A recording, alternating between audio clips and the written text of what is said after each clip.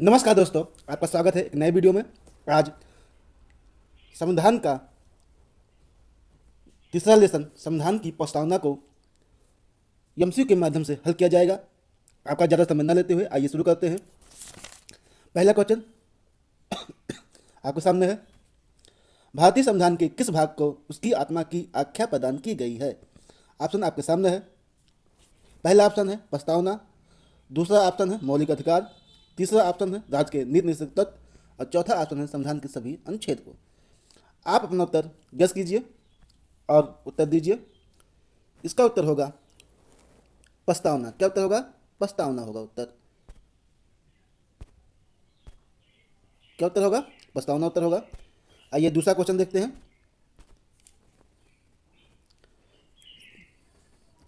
संविधान निर्माताओं ने किस पर विशेष ध्यान दिया था? एक बार फिर से देखते हैं। संविधान निर्माताओं ने किस पर विशेष ध्यान दिया था? ऑप्शन आपके सामने है। पहला ऑप्शन है प्रस्तावना पर, दूसरा ऑप्शन है मूल कर्तव्य पर, तीसरा ऑप्शन है मौलिक अधिकार पर, चौथा ऑप्शन है नीति निर्देशक तत्व पर। आप अपना उत्तर गेस कीजिए। इसका उत्तर क्या होगा? प्रस्तावना। मौलिक अधिकार किस भाग में है? 3। मूल कर्तव्य किसमें होगा? 4 का में। जबकि नीति निषेध तत्व किसमें होगा? आप अपना नीति निषेध तत्व किसमें होगा, इसको आप बताइए। आगे चलते हैं। क्वेश्चन नंबर 3 देखते हैं। भारत में जनप्रिय संप्रभुता है क्योंकि भारत के संविधान की प्रस्तावना शुरू होती है इन शब्दों से। पहला है लोकतंत्रवादी भारत, लोक गणराज्य, लोक प्रभुसत्ता और चौथा ऑप्शन है हम भारत के लोग। आप अपना उत्तर गेस कीजिए। इसका क्या उत्तर होगा? हम भारत के लोग।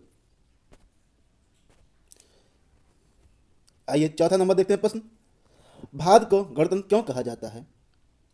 भारत को गणतंत्र क्यों कहा जाता है?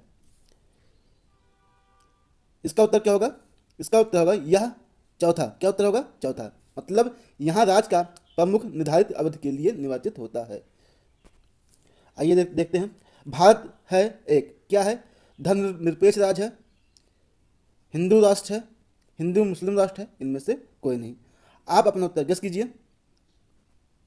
इसका क्या उत्तर होगा?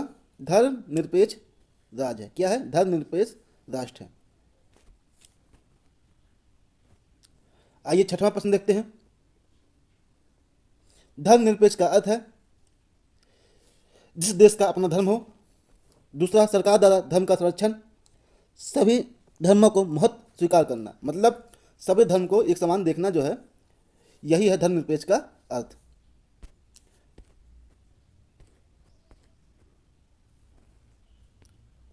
आइए आगे देखते हैं।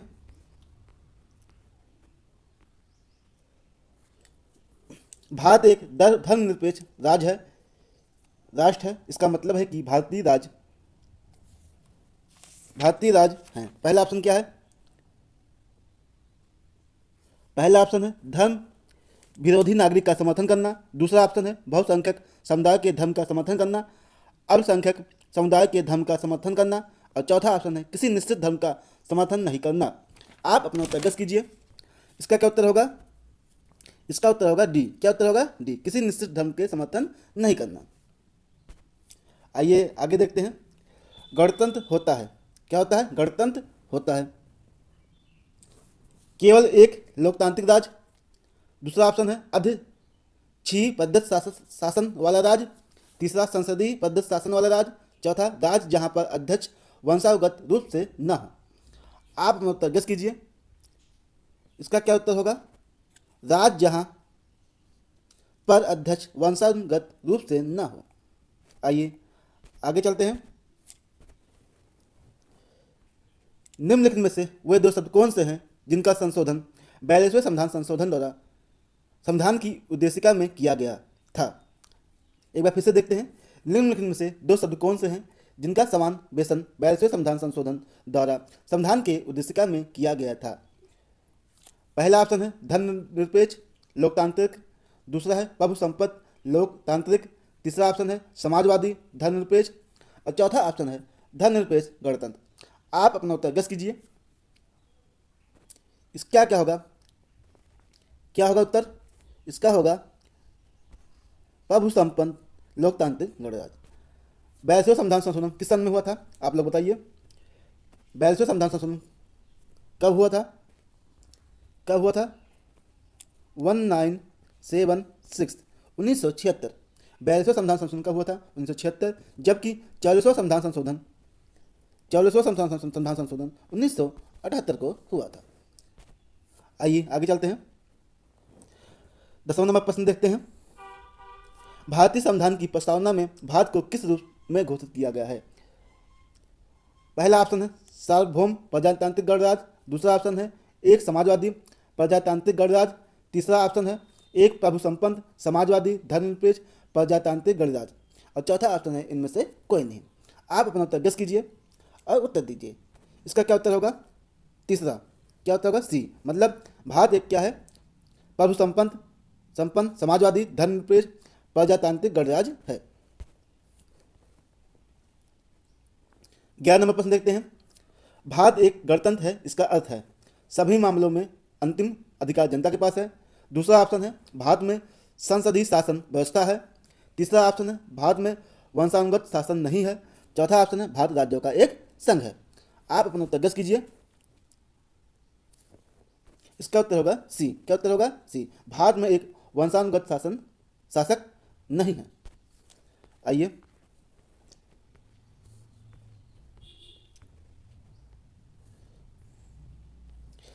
12 नंबर प्रश्न देखते हैं। निम्नलिखित में से कौन सा शब्द भारत के संविधान की उद्देशिका में नहीं है? ऑप्शन आपके सामने है। पहला ऑप्शन है समाजवादी, दूसरा ऑप्शन है पंथ निरपेक्ष, तीसरा ऑप्शन है प्रभु संपन्न, और चौथा ऑप्शन है लोक गणराज्य। आप अपना उत्तर गेस कीजिए। आप अपना उत्तर गेस कीजिए। इसका क्या उत्तर होगा? इसका उत्तर होगा लोक कल्याण जो है, मतलब भारत की उद्देशिका में नहीं है। आइए 13 नंबर प्रश्न देखते हैं। कल्याणकारी राज्य का उद्देश्य है। पहला ऑप्शन है अधिकतम संख्या का अधिकतम कल्याण सुनिश्चित करना, दूसरा ऑप्शन है कमजोर वर्गों के कल्याण का प्रबंध करना, तीसरा ऑप्शन है सभी नागरिक को स्वास्थ्य सुविधाएं प्रदान करना, और चौथा ऑप्शन है उपयुक्त में से कोई नहीं। आप अपना उत्तर गेस कीजिए। इसका उत्तर होगा कमजोर वर्गों के कल्याण का प्रबंध करना।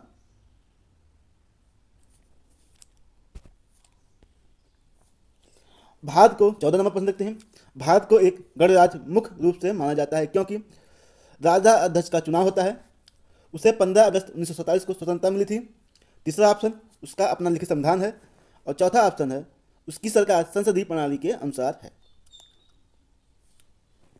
आप अपना उत्तर गेस कीजिए। इसका क्या उत्तर होगा? राजा अध्यक्ष का चुनाव होता है।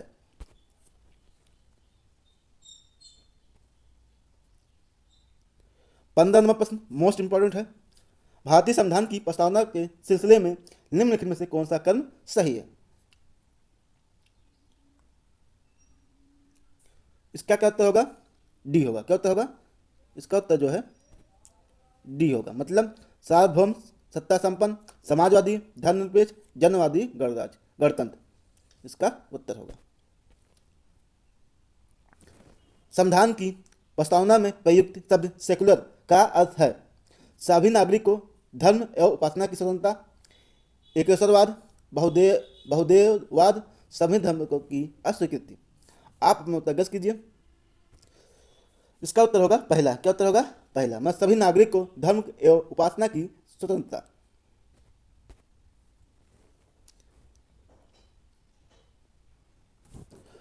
धर्मनिरपेक्ष शब्द सेकुलर जो है भारत के संविधान की प्रस्तावना में जोड़ा गया था। इसके विषय में निम्नलिखित कथनों में से कौन सा सही है? यह 1976 में जोड़ा गया था, सही है। 42वां संविधान संशोधन 1976 में हुआ था। यह 44वें संविधान संशोधन द्वारा जोड़ा गया, गलत। यह 44वें संविधान संशोधन द्वारा नहीं जोड़ा गया। यह 42वें संविधान संशोधन द्वारा जोड़ा गया, यह भी सही है, मतलब एक सही है, तीन सही है, एक सही है, तीन सही है। यह मूल प्रस्तावना में था। अगर जब जोड़ा गया है तो मूल प्रस्तावना में कैसे होगा, मतलब ये भी गलत है, मतलब दो गलत है, चार गलत है। आइए ऑप्शन देखते हैं, तो कौन सा ऑप्शन सही होगा? इसका ऑप्शन सही होगा एक और तीन। क्या सही होगा? एक और तीन। आइए 18 नंबर प्रश्न देखते हैं। भारतीय संविधान की प्रस्तावना में लिखित हम भारत के लोग से क्या अर्थ निकलता है? पहला ऑप्शन है भारतीय गणराज्य की प्रभुसत्ता जनता में निहित है। संविधान का निर्माण भारत की जनता द्वारा हुआ है। तीसरा ऑप्शन है संविधान निर्माता भारत की जनता का प्रतिनिधित्व करते हैं। चौथा ऑप्शन है भारत का संविधान भारत की जनता की सहमत पर आधारित है। आप अपना उत्तर गेस कीजिए। इसका उत्तर क्या होगा? इसका उत्तर होगा ऑप्शन बी, संविधान का निर्माण भारत की जनता द्वारा हुआ है। 19 नंबर प्रश्न देखते हैं। समाजवाद का अर्थ है। पहला ऑप्शन है सामाजिक निरंतर, दूसरा ऑप्शन है राष्ट्रीयकरण, तीसरा ऑप्शन है सामाजिक न्याय और चौथा ऑप्शन है सामाजिक स्पर्धा। आप अपना उत्तर गेस कीजिए। इसका क्या उत्तर होगा? इसका होगा सामाजिक न्याय। क्या उत्तर होगा? सामाजिक न्याय। भारतीय संविधान की आत्मा किसे कहा जाता है? तो इसका क्या उत्तर होगा? भारतीय संविधान की आत्मा किसे कहा जाता है? प्रस्तावना को। किसे कहा जाता है? प्रस्तावना को। जबकि बी आर अम्बेडकर जी ने आत्मा किसे कहा है? अनुच्छेद किसे कहा है?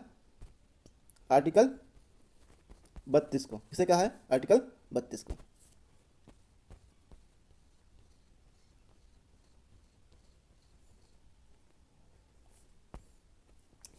आइए 22 नंबर प्रश्न देखते हैं। भारत में लौकिक सार्वभौमिकता है क्योंकि संविधान की प्रस्तावना प्रारंभ होती है हम भारत के लोग से होती है। किससे होती है? हम भारत के लोग से। इसको बता ही दिया गया था आपके कुछ देर पहले। भारतीय संविधान की प्रस्तावना पर किस क्रांति का प्रभाव नहीं झलकता है? एक बार फिर से देखते हैं। भारतीय संविधान की प्रस्तावना में किस क्रांति का प्रभाव नहीं झलकता है? क्या है? ऑप्शन आपके सामने है। पहला ऑप्शन है फ्रांसीसी क्रांति, दूसरा ऑप्शन है अमेरिका क्रांति, तीसरा ऑप्शन है वेलेस्टेविक क्रांति और चौथा ऑप्शन है चीन की क्रांति। आप अपना उत्तर गेस कीजिए। इसका क्या उत्तर होगा? इसका उत्तर होगा चीन की क्रांति का। चीन की क्रांति का प्रभाव का मतलब इसमें कोई प्रभाव नहीं पड़ा है प्रस्तावना में, जबकि फ्रांसीसी क्रांति का प्रभाव पड़ा है, अमेरिकी क्रांति का प्रभाव पड़ा है और वेल्सेविक क्रांति का प्रभाव पड़ा है। आइए 24 नंबर प्रश्न देखते हैं। मूल भारतीय संविधान के अनुसार भारत एक है। ऑप्शन आपके सामने है। पहला ऑप्शन है प्रभु संपन्न लोकतांत्रिक गणराज्य, दूसरा ऑप्शन है प्रभु संपन्न धर्मनिरपेक्ष समाजवादी गणराज्य, तीसरा ऑप्शन है प्रभुत्व संपन्न धर्मनिरपेक्ष लोकतांत्रिक गणराज्य, चौथा ऑप्शन है प्रभुत्व संपन्न समाजवादी लोकतांत्रिक गणराज्य। आप अपना उत्तर गेस कीजिए। इसका उत्तर होगा, क्या उत्तर होगा? इसका उत्तर होगा पहला प्रभु संपन्न लोकतांत्रिक गणराज्य। आइए 42वें संविधान संशोधन अधिनियम 1976 के पश्चात अब भारत एक है। पहला ऑप्शन है संपूर्ण प्रभु संपन्न समाजवादी धर्मनिरपेक्ष लोकतांत्रिक गणराज्य, दूसरा ऑप्शन है संपूर्ण प्रभु संपन्न समाजवादी पंथ निरपेक्ष लोकतांत्रिक गणराज्य, तीसरा ऑप्शन है संपूर्ण प्रभुत्व संपन्न समाजवादी धर्मनिरपेक्ष लोकतंत्र, चौथा और उसके बाद चौथा ऑप्शन है प्रभु संपन्न समाजवादी धर्मनिरपेक्ष गणराज्य। इसका क्या उत्तर होगा? इसका उत्तर होगा बी, मतलब क्या है? संपूर्ण प्रभु संपन्न समाजवादी पंथ निरपेक्ष लोकतांत्रिक गणराज्य।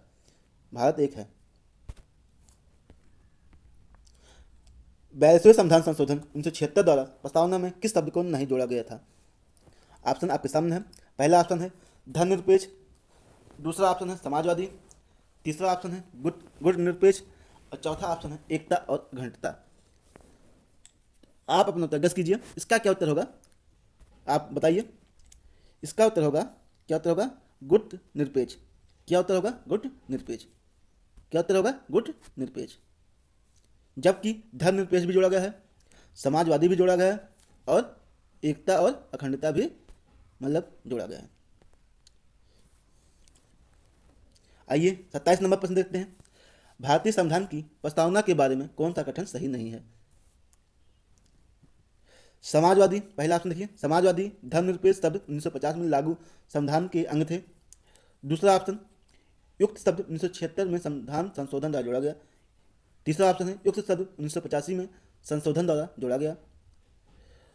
चौथा ऑप्शन है युक्त शब्द संविधान की प्रस्तावना के अंग नहीं है। आप अपना उत्तर गेस कीजिए। तो इसका क्या उत्तर होगा? Option B. क्या उत्तर होगा? Option B. मतलब इसे जो है 42वें संविधान संशोधन, क्या 42वें संविधान संशोधन 1976 द्वारा जोड़ा गया। और ये 28 नंबर प्रश्न देखते हैं। भारतीय संविधान ने किस प्रकार के लोकतंत्र को अपनाया है? पहला ऑप्शन है संवैधानिक राजतंत्र। दूसरा ऑप्शन है वंशानुगत लोकतंत्र। तीसरा ऑप्शन है लोकतांत्रिक राजतंत्र। और चौथा ऑप्शन है लोकतांत्रिक गणतंत्र। आप अपना उत्तर गेस कीजिए। इसका क्या उत्तर होगा? चौथा। क्या उत्तर होगा? चौथा, मतलब लोकतांत्रिक गणतंत्र, ना कि लोकतांत्रिक राजतंत्र।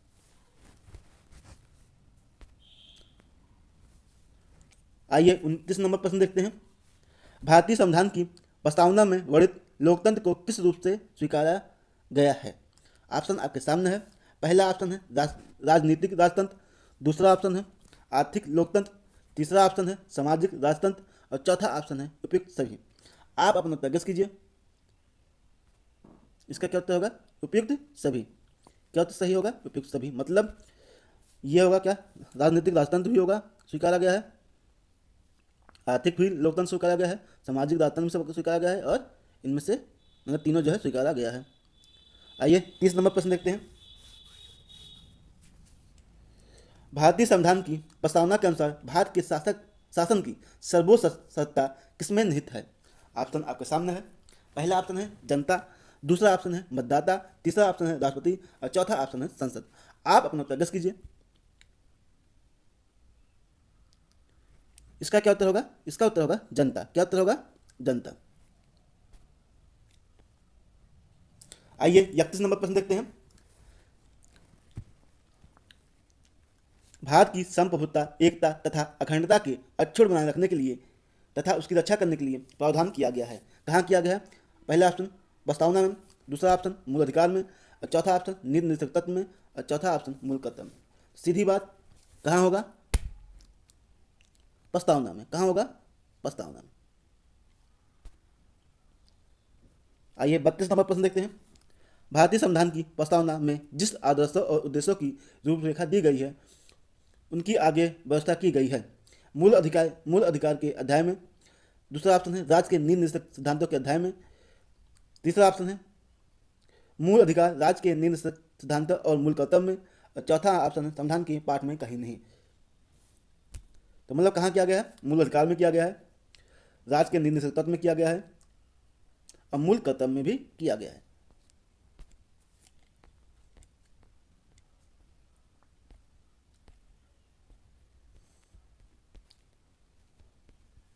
आइए 33 नंबर प्रश्न देखते हैं।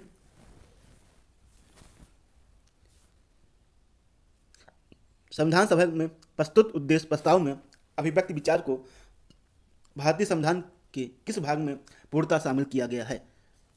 फिर से देखते हैं एक बार। संविधान सभा में प्रस्तुत उद्देश्य प्रस्ताव में अभिव्यक्ति विचार को भारतीय संविधान के किस भाग में पूर्णतः शामिल किया गया है? ऑप्शन आपके सामने है। पहला ऑप्शन है प्रस्तावना। दूसरा ऑप्शन है मौलिक अधिकार। तीसरा ऑप्शन है राज्य के नीति निर्देशक तत्व। और चौथा ऑप्शन है मूल कर्तव्य। आप अपना उत्तर गेस कीजिए। इसका क्या उत्तर होगा? प्रस्तावना में। क्या उत्तर होगा? प्रस्तावना में। आइए 34 नंबर प्रश्न देखते हैं। भारतीय संविधान की प्रस्तावना से क्या स्पष्ट नहीं होता है? भारतीय संविधान की प्रस्तावना से क्या स्पष्ट नहीं होता है? पहला ऑप्शन है संविधान का स्रोत। दूसरा ऑप्शन है शासन के ध्येयों का विवरण। तीसरा ऑप्शन है संविधान को लागू करने की तिथि। और चौथा ऑप्शन है संविधान को अंगीकृत, अधिनियमित और आत्म अर्पित करने की तिथि। इसका क्या उत्तर होगा? तीसरा, संविधान को लागू करने की तिथि। ये जो है प्रस्तावना में नहीं दिया गया। आइए 35 नंबर देखते हैं। निम्नलिखित में से किन उद्देश्यों को भारतीय संविधान उद्घोषित नहीं करता है? ऑप्शन आपके सामने है। आप अपना उत्तर गेस कीजिए। इसका क्या उत्तर होगा? अंतर्राष्ट्रीय शांति और सुरक्षा की अभिवृद्धि। क्या उत्तर होगा? अंतर्राष्ट्रीय शांति और सुरक्षा की अभिवृद्धि। आइए 36 नंबर प्रश्न देखते हैं। भारत की संविधान की प्रस्तावना में देश का कौन सा नाम लिखित है? पहला ऑप्शन है भारत और भारतवर्ष, दूसरा ऑप्शन है भारत और हिंदुस्तान, तीसरा ऑप्शन है भारत और इंडिया और चौथा ऑप्शन है भारत और हिंदुस्तान और भारतवर्ष। इसका क्या उत्तर होगा? भारत और इंडिया। क्या उत्तर होगा? भारत और इंडिया। आइए 37 नंबर प्रश्न देखते हैं। भारतीय संविधान किसके द्वारा स्वीकृत किया गया है? पहला ऑप्शन है संविधान सभा द्वारा, दूसरा ऑप्शन है भारत की संसद द्वारा, तीसरा ऑप्शन है प्रथम निर्वाचित सरकार द्वारा और चौथा ऑप्शन है भारत की जनता द्वारा। आप अपना उत्तर गेस कीजिए। इसका क्या उत्तर होगा? इसका उत्तर होगा ऑप्शन नंबर डी। क्या उत्तर होगा? ऑप्शन नंबर डी, भारत की जनता द्वारा। भारत की संप्रभुता किसमें निहित है? पहला ऑप्शन है भारतीय संसद में, दूसरा ऑप्शन है राष्ट्रपति में, तीसरा ऑप्शन है प्रधानमंत्री में और चौथा ऑप्शन है भारत की जनता में। आप अपना उत्तर गेस कीजिए और इसका उत्तर दीजिए। इसका क्या उत्तर होगा? इसका उत्तर होगा भारत की जनता। क्या उत्तर होगा? भारत की जनता। आइए 39 नंबर प्रश्न देखते हैं। भारतीय संविधान को संविधान सभा द्वारा अंगीकृत किया गया। पहला ऑप्शन है 26 नवंबर 1949 को, दूसरा ऑप्शन है 15 अगस्त 1949 को, तीसरा ऑप्शन है 2 अक्टूबर 1949 को और चौथा ऑप्शन है 15 नवंबर 1949 को। आप अपना उत्तर गेस कीजिए। इसका क्या उत्तर होगा? इसका उत्तर होगा 26 नवंबर 1949 को। क्या उत्तर होगा? 26 नवंबर 1949 को। आइए भारत देखिए 40 नंबर प्रश्न देखिए। भारत का संविधान पूर्ण रूप से तैयार हुआ।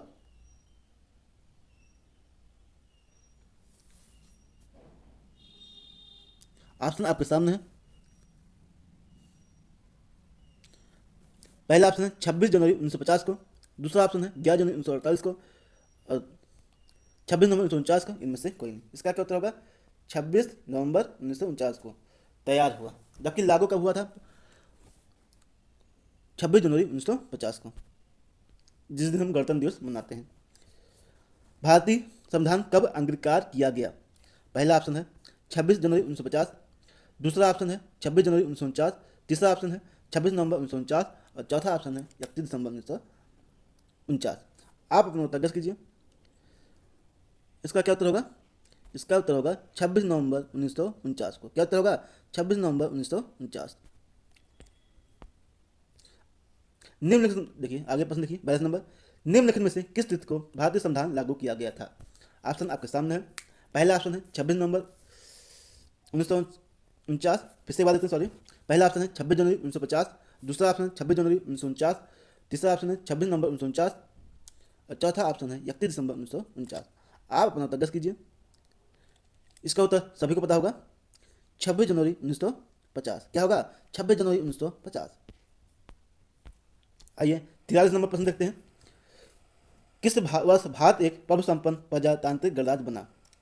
ऑप्शन आपके सामने है। पहला ऑप्शन है 1947, दूसरा ऑप्शन है 1951, तीसरा ऑप्शन है 1935 और चौथा ऑप्शन है 1950। आप अपना उत्तर गेस कीजिए। इसका क्या उत्तर होगा? 1950। क्या उत्तर होगा? 1950। आइए 44 नंबर प्रश्न देखते हैं। अब तक भारत के मोस्ट इंपॉर्टेंट क्वेश्चन है, जो 44 नंबर क्वेश्चन है मोस्ट इंपॉर्टेंट क्वेश्चन है। अब तक भारत के संविधान की उद्देशिका में कितनी बार संशोधन किया गया है? अब तक भारत के संविधान की उद्देशिका में कितनी बार संशोधन किया गया है? 1 बार, 2 बार, 3 बार, कभी नहीं। आप अपना उत्तर गेस कीजिए। इसका क्या उत्तर होगा? केवल 1 बार। क्या होगा? केवल 1 बार जो है संशोधन किया गया है। आइए भारत के संविधान की प्रस्तावना में प्रथम संशोधन कब किया गया है? ऑप्शन आपके सामने है। पहला ऑप्शन है 1951 में, दूसरा ऑप्शन है 1971 में, तीसरा ऑप्शन है 1976 में और चौथा ऑप्शन है 1984 में। आप अपना उत्तर गेस कीजिए। इसका क्या उत्तर होगा? इसका उत्तर होगा सी, मतलब 1976 में।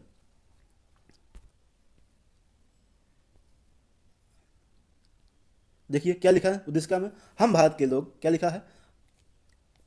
लिखा है हम भारत के लोग भारत को सर्वसंपन्न, प्रभु संपन्न, समाजवादी, पथनिरपेक्ष लोकतांत्रिक गणराज्य बनाने के लिए तथा उसके समस्त नागरिक को सामाजिक, आर्थिक और राजनीतिक न्याय, विचार, अभिव्यक्ति, विश्वास, धर्म और उपासना की स्वतंत्रता, प्रतिष्ठा और अवसर की समता प्राप्त करने के लिए तथा उन सब में व्यक्ति की गरिमा और राष्ट्र की एकता और अखंडता सुनिश्चित करने वाली बंधुता बढ़ने के लिए दृढ़ संकल्प होकर अपनी इस संविधान सभा को आज